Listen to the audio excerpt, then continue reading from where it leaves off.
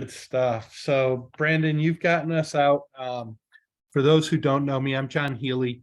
I have been asked, as John Windsor is off today down in Dallas, to reprieve an old role of kind of navigating this group and facilitating hopefully a really productive conversation today. So I think what we always like to try to do is just start out with the breakout rooms that we just experienced, but then give people who are new to the community the opportunity to just introduce themselves. Quick 30-second. We don't need a long biography, but if there's anyone new, raise your hand in the Zoom and Brandon will call on you and we'll give you a chance to introduce yourself into the community. Anybody new on the call? Want to say hello? Yeah, I'm new. Hey all, name's Tommy. It says Thomas here. Please just call me Tommy. Thomas is weird. I'm joining here from Fiverr. I'm sure you all know already. Just the marketing, the freelance marketplace platform. Here operating as a PR specialist and just happy to meet everyone. Breakout room is great. Super excited to meet all the other folks here. Hopefully sometime soon. But yeah, nice to meet everyone. Welcome. Anybody else? All right. If you are new or you just haven't been here in a while and want to drop your name and LinkedIn and company URL in the chat room at any point, feel free to do so. We post this afterwards. It lives on our blog, so when people go back to look at it, they can maybe connect with you. So feel free to do that. Let's see. I have a couple announcements. Well, first off, does anybody have any community events or webinars or anything they want to mention? Feel free to do that now or drop it in the chat. Does anybody have anything new coming up? No. Okay. Well, let's see. We've got we're doing our Trusted Talent Partner Program where we are giving platforms a badge of trust based on survey feedback from their clients. And this latest round has gone off to Faravolo, Uplink, and the PR Calvary. I'll put that link in the chat to our blog post. You can read about those platforms. And if there's any platforms out here that would like to take part in the Trusted Talent Partner Program, feel free to reach out to me. I also wanted to let you know about a new podcast that we just put up. It's with Elise Schuster-Froman. She's the founder and CEO of Mothership. Really great conversation with John. That will be in the chat as well. And I believe Elise is actually down in Dallas with him as well. Yeah, she was in one of their Shark Tank competitions at one point. Oh, really? That's yeah, great. That's great. All right, John, I'll pass it off to you. Cool. So, Mr. Free Trade Europa himself, Glen, thrilled that you're here, as John referenced in here. I think everyone that's part of this community knows the value of freelancers and individuals having the choice to work the way that they want to work. And as we look at governments around the world, often there's a lot of anxiety as to whether that's going to lead to losing access to a tax base, a fear that workers and individuals are going to be taken advantage of in situations. But often we have uninformed positions that are there. And Glen is one of those advocates that I encourage all of you to get a chance to know and have some conversation with, because we don't have enough people out there who are talking to the politicians and the people who are creating policy that directly impact your ability to deliver services or do work the way that you want to work. So I think today we have Glen here as the founder and CEO of Free Trade Europa to give us maybe an update on some of the things that are going on specifically with the European Parliament right now, but then want to include a couple other people, specifically Adam Morehead, the Chief Community Officer from Distributed, and Agnieszka Porebska, if I got that right, Agnieszka, and correct me if I'm being bad on that, but the CEO of Talent Alpha. Two European platforms who are working in this space from different angles, and just have a conversation about some of this legislation that's out there and impacting us. So with that as a quick setup, Glenn, I'm going to turn it over to you to maybe share some thoughts and perspectives. I think maybe we've got some slides. Brandon, you're going to lead us through as well. Yep, I'll get this slide up here. Well, thanks very much, John. And sort of, again, good morning, good afternoon, and good evening, depending on where you are, to everyone. It really is a pleasure, as always, to be speaking to the community and to also take on the issue and the risks that we're seeing at the moment in a European Union context. And this is a European angle that we'll be exploring following the fantastic presentations we had on the last call covering the US and some of the issues and opportunities that we were seeing there. So I'd like to begin by giving a little bit of context to set the scene, what's underway, and also the potential risk to freelancing, as John very rightly said, and then pass it over to Adam and Agnieszka to provide us with a little bit of a deeper dive from a practical platform perspective. But to really sort of roll things back a little bit, the European Commission has stated that the platform economy has grown exponentially in recent years here in Europe. The revenues increased from around 3 billion in 2016 to over 14 billion in 2020. And from the conservative estimates from the European institutions, the number of platform workers is expected to reach 43 million by 2025. And more people in Europe are now using this route to earn extra money, to test side gigs before starting their own business or freelancing full time, since they want more freedom, they want more choice, and also more flexibility.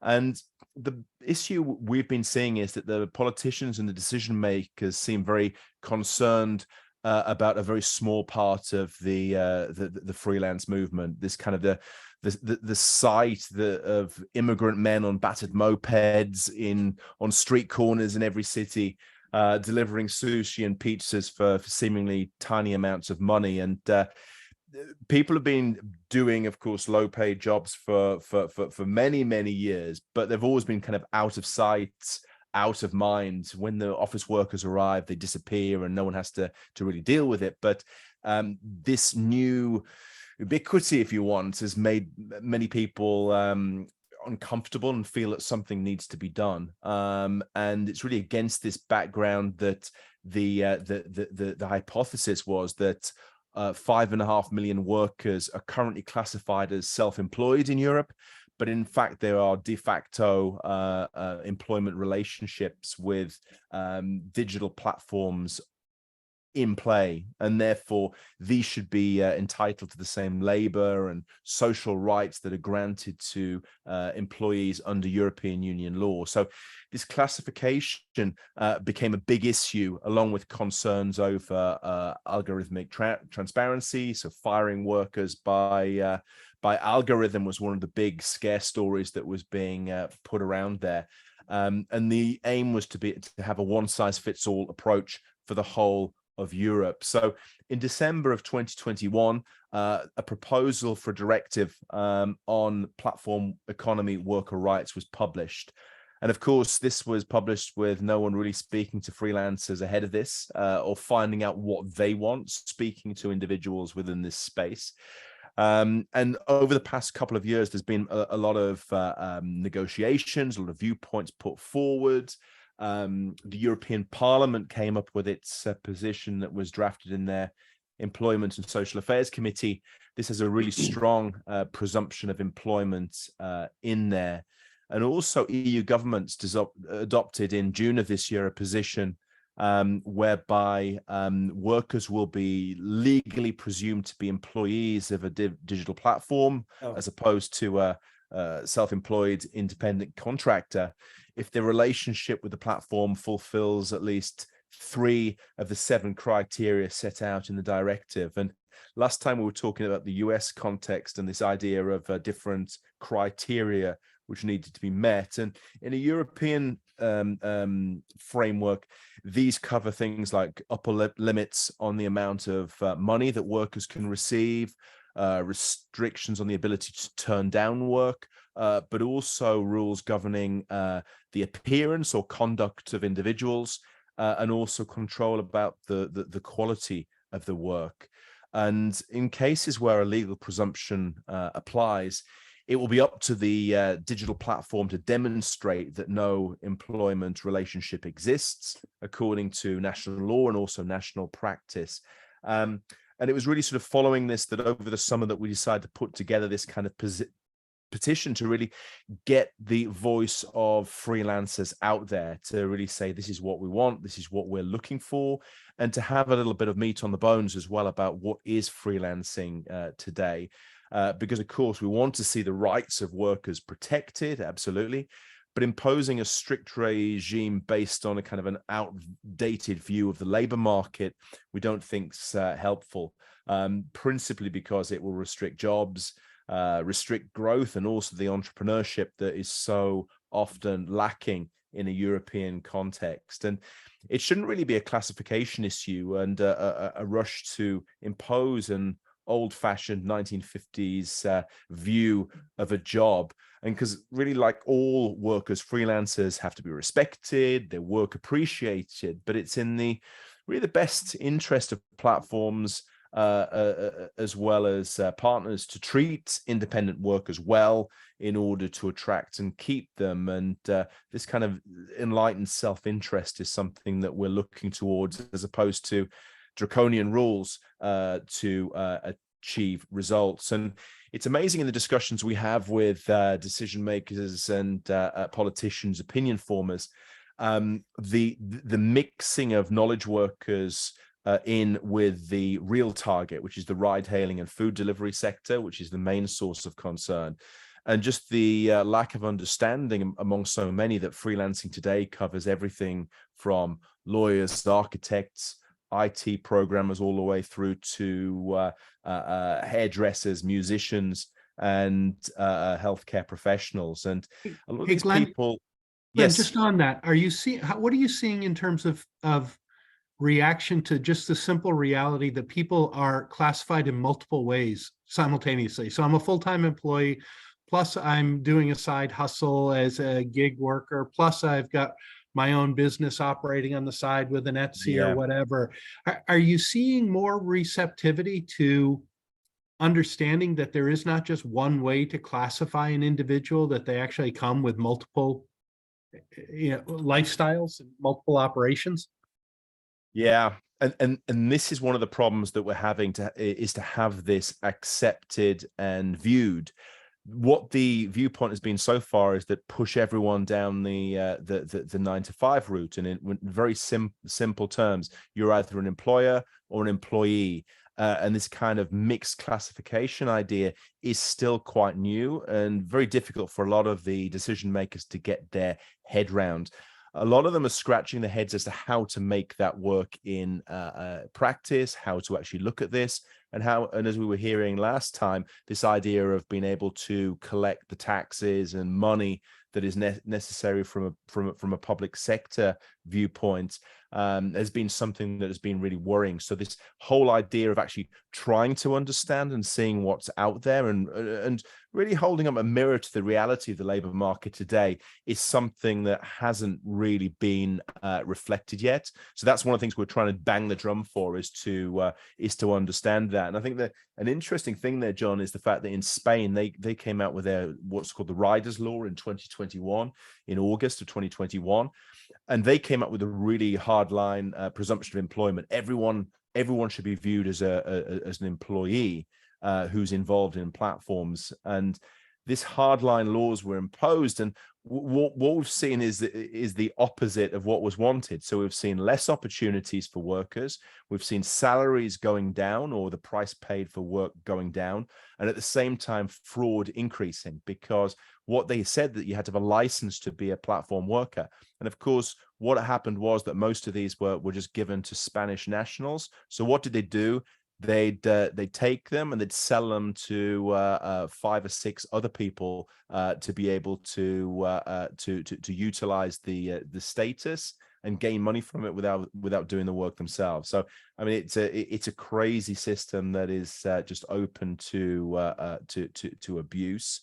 And really, what we want to see this continual improvements to the working conditions associated with platform work as it develops. But this really needs to be done in a proportionate way, and forcing people down this old-fashioned route won't really work. It's creating this legal certainty for the platforms to offer freelance workers more social benefits, such as sick leave, maternity, paternity leave, without being employees. And I think this should be the real focus: how to actually have a little bit of flexibility in there. And as you're saying, John, in terms of the different classifications, people can have a few of these things going at the same time. And also multi-apping, which is very common. People want to have different platforms. We don't want a presumption of employment, which will force everyone down one route. So if you just use one platform, you can't actually use any others. Which is a very much a backward step. So this was the view behind the petition, and also a lot of these things will come out in the Future of Work 2023 study that we've got coming out in October, which will be back to sort of say a little bit more about that and the findings we've got. But I'd be very happy to pass over to Agnieszka and Adam about the next steps and what they're seeing here. Yeah, I'll jump in. So one of the things from our view is also like, so obviously in the UK we're dealing with IR35, right? It isn't clear, right? It isn't clear all the time what the classification is, or there is like, okay, can we do outcome-based work instead of hourly work? How do we start classifying things? And in this case, on the EU side, we're saying 3 out of 7. If 3 out of 7 criteria, so now we're going to start getting into debating, is this criteria for me? Like, I can look at those 7 and say distributed falls outside of that. But again, there's now debate. There's now going to be time spent. There's going to be a lot of resources spent just under the understanding of like, are we in or outside of this classification, let alone, especially with the type of customers that we work with in the enterprise, you know, the legal ramifications actually then starts to, as I've seen, starts to make them not want to work with freelancers, right? It starts turning into this, like the benefit to the freelancer starts to go away. But I'll hand it over to, so maybe I will jump in now. Yeah. Just tell me if you can hear me well, because I had some connection issues. Okay, that's you're great. great.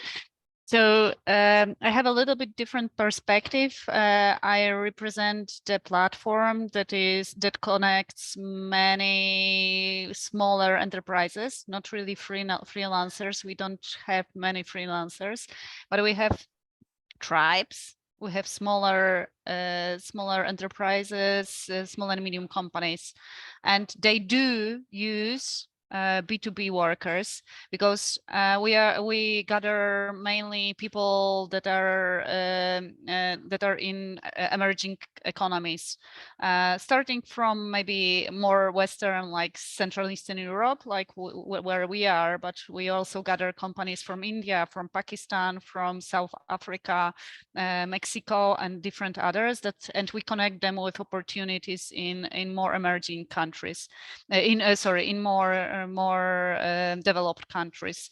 And in these communities, people can work. The possibility to work in a free model, in open model, is in many cases the only one possibility to work with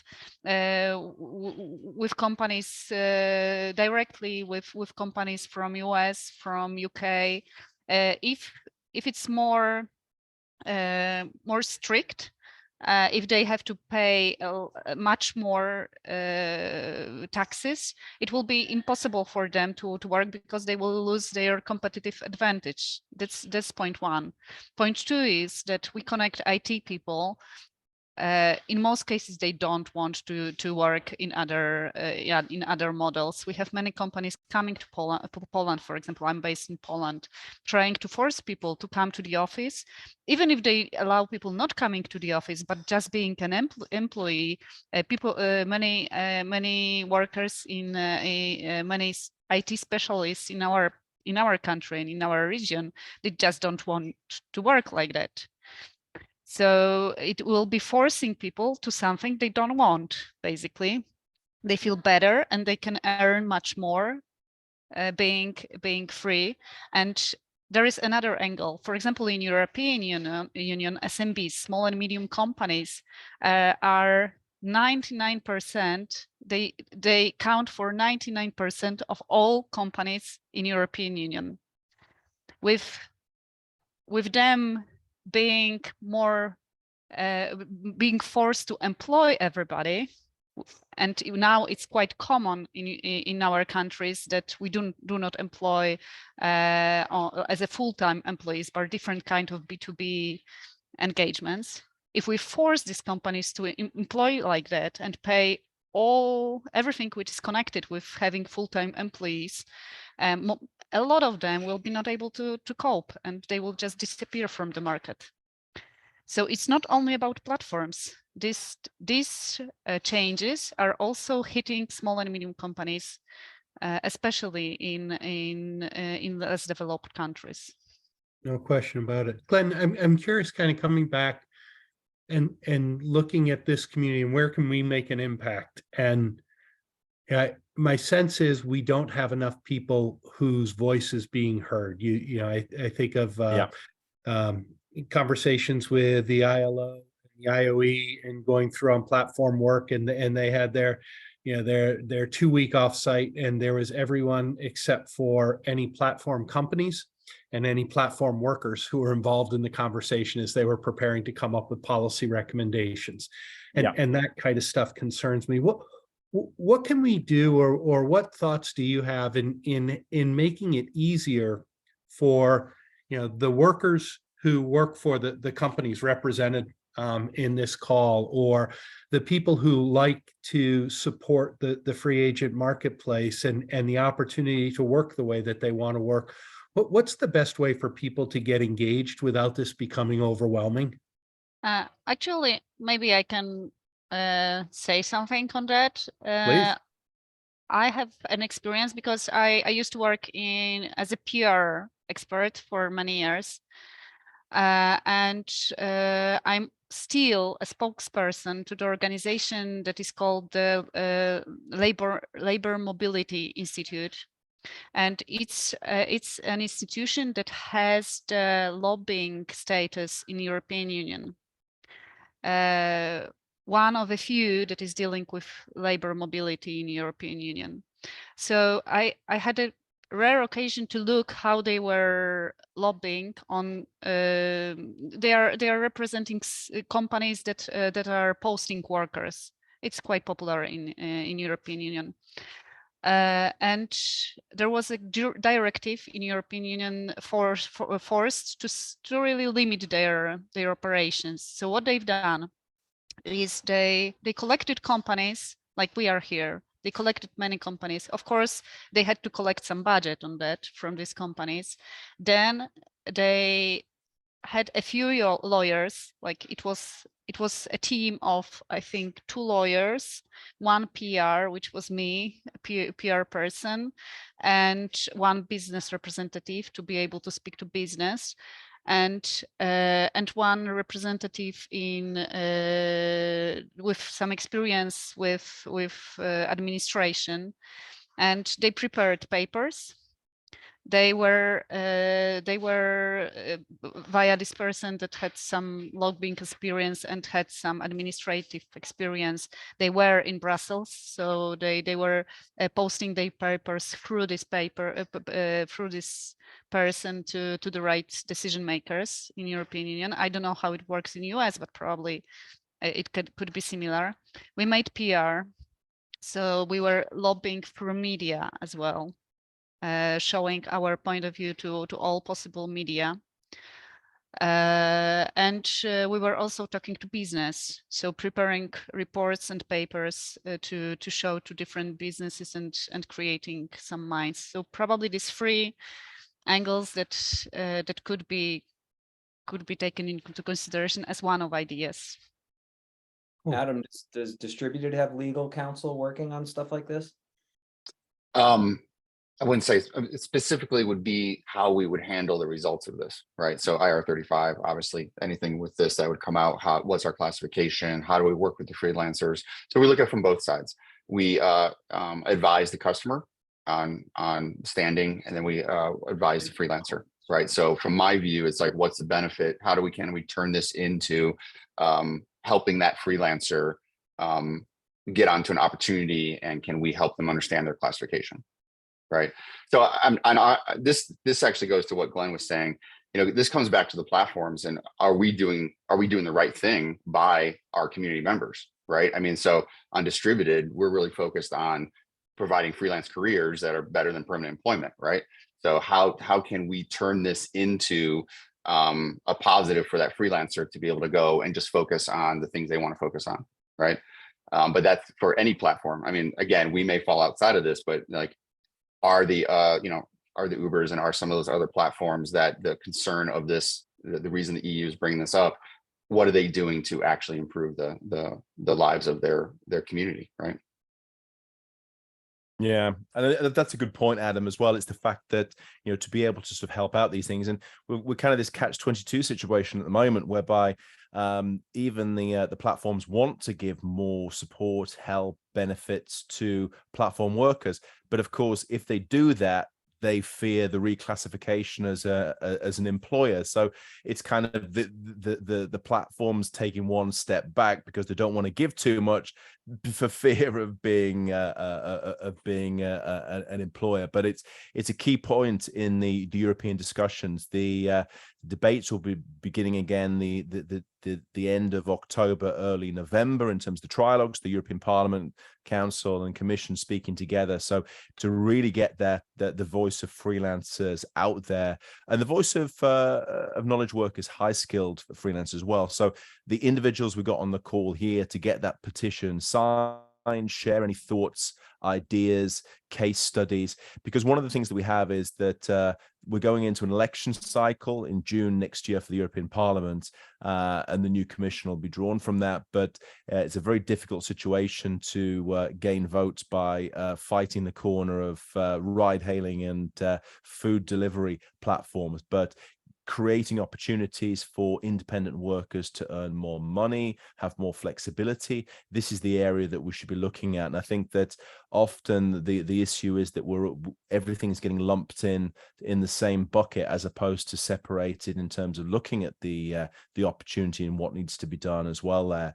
And the lobbying by the trade unions and some of the leftist groups deliberately want to keep this vague and spread the misinformation as well about what's going on. So to really sort of keep this front and center in terms of your viewpoints is very good. And of course, on the company side, big corporates are using this. They're using open talent. They're using sort of flexible workforces and elastic teams.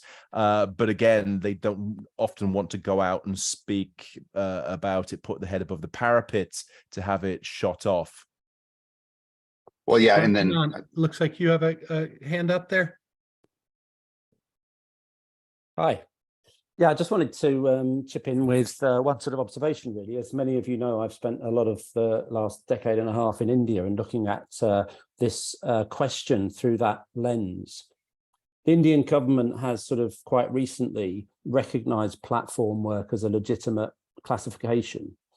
It also seems to be doing a lot of things in order to welcome platforms and platform work and the gig economy, because the government sees it as a way of bringing people into the formal economy. And I think that's one of the things which really makes it is significantly different in emerging economies versus the developed world.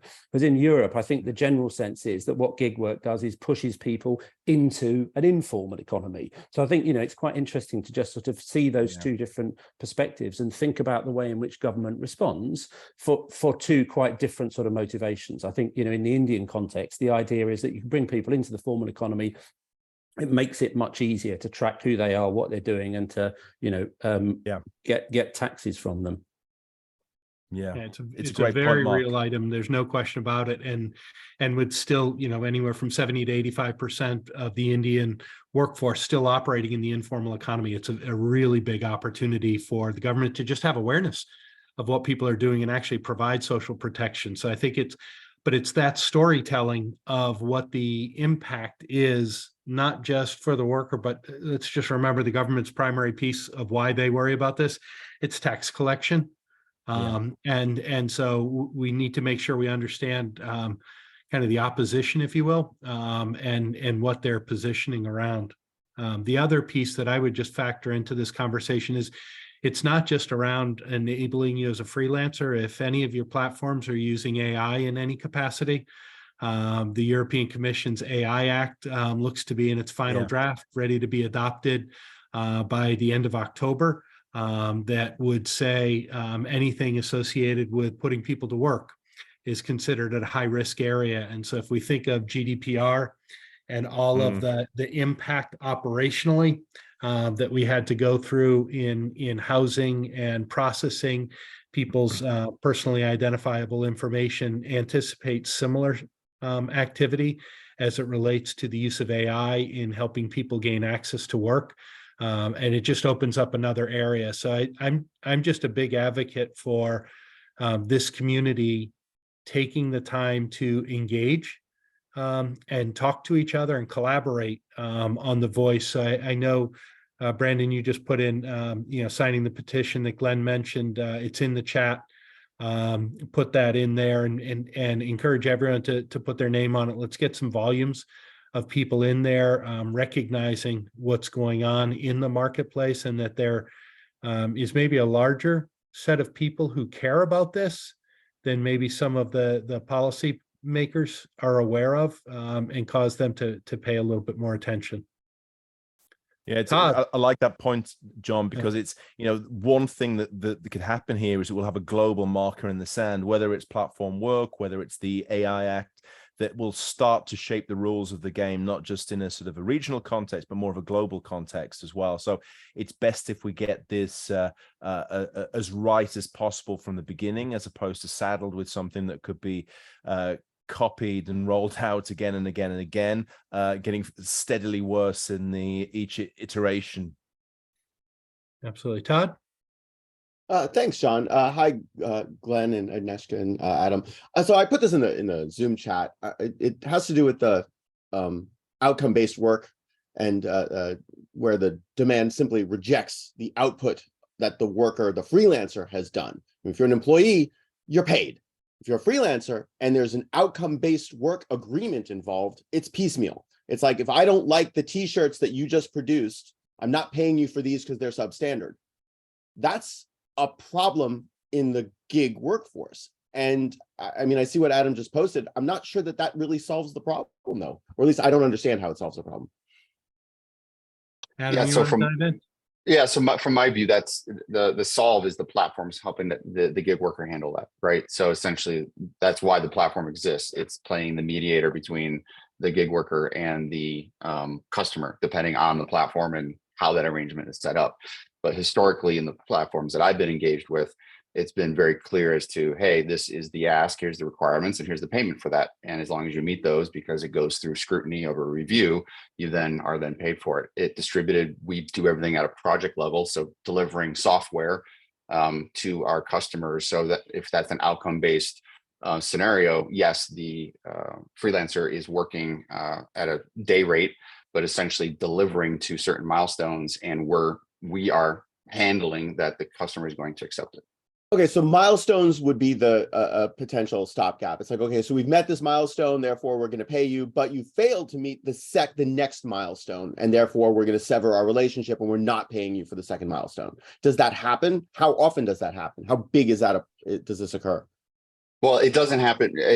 So in the scenarios that I have, it doesn't happen because, again, we're handling that, right? So we have our resource that is project managing that, right? So it's essentially on us. Like, we're the ones owning that, working with the freelancer, right? We have to deliver for that customer, and we're asking the freelancer to be part of that team that's going to deliver that, right? Oh, that's a completely different relationship. So your platform is actually the supplier to the demand, not the freelancer. I'm not thinking about that in those terms. Okay, I'm really thinking about a more granular relationship between an individual the equivalent is a cog on in an engine, you're not describing.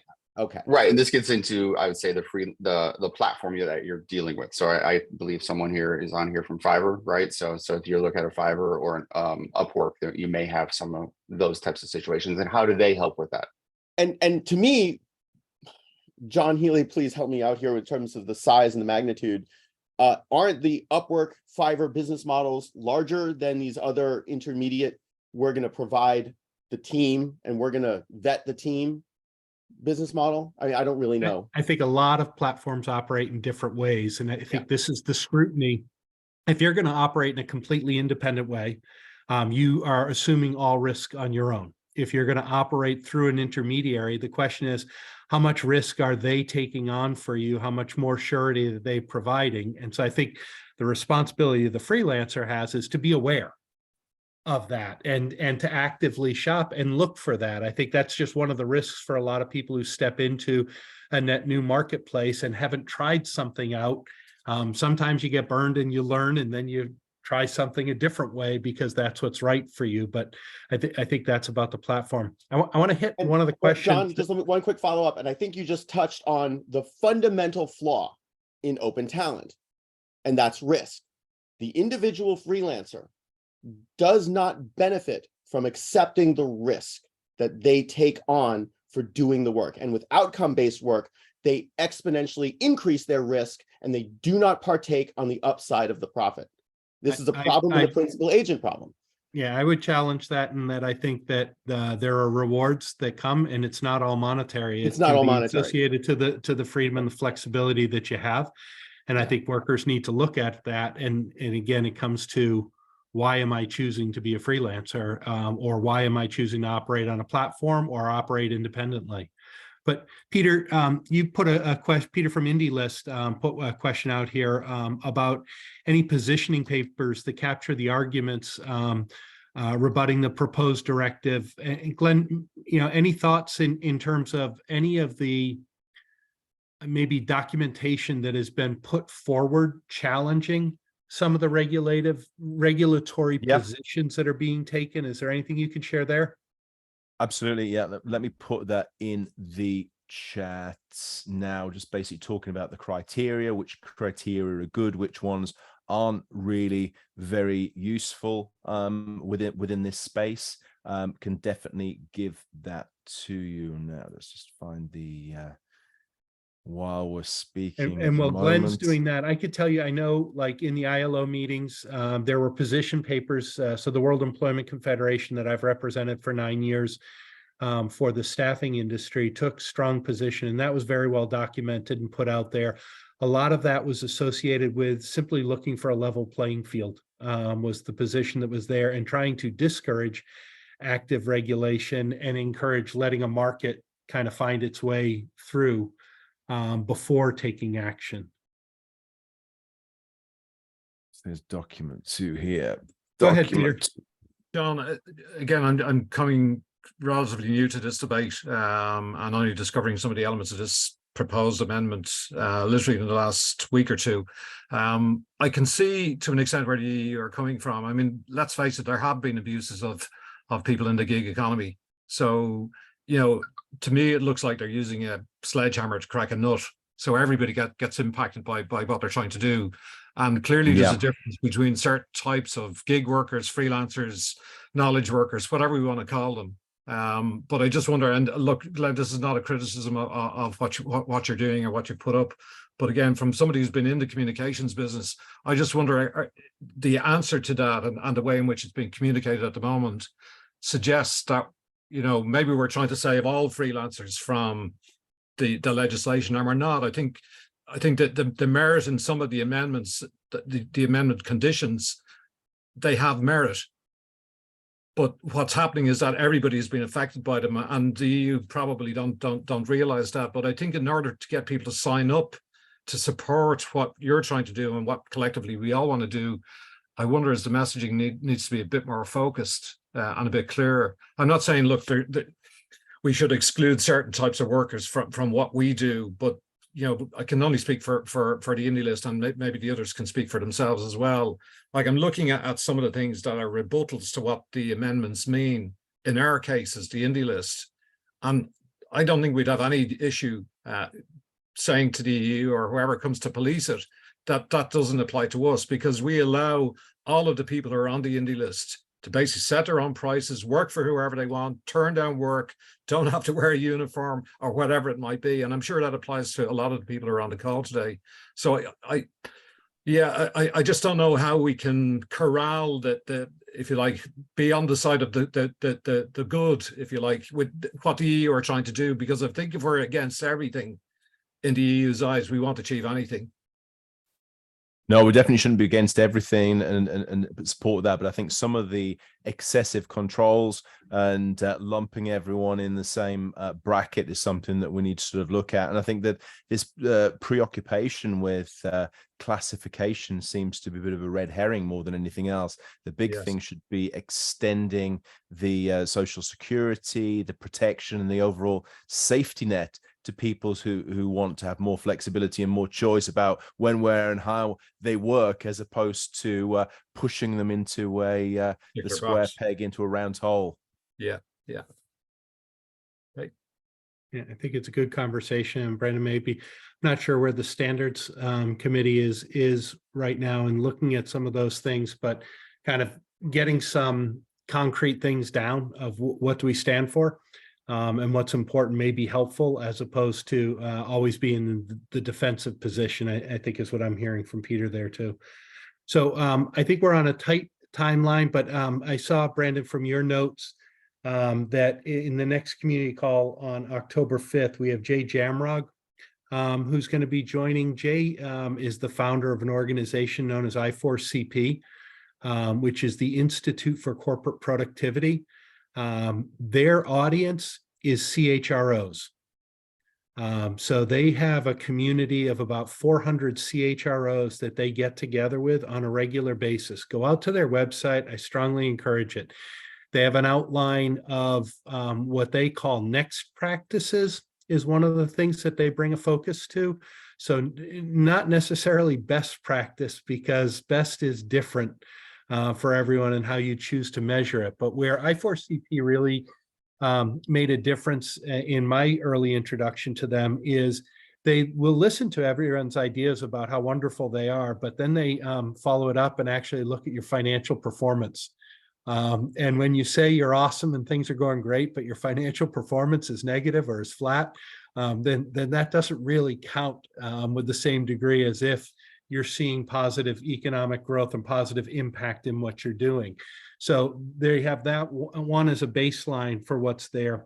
But they also do a lot of work in helping their customers see the extended workforce. So that broader ecosystem we've heard Jeff Schwartz talk about. So what is the role of freelancers? What is the role of the contractors? What's the role of your vendor community and how you look at that? So, I think as this group first came together, one of the things that we constantly talked about was the need to get enterprises to take action and become more open-minded.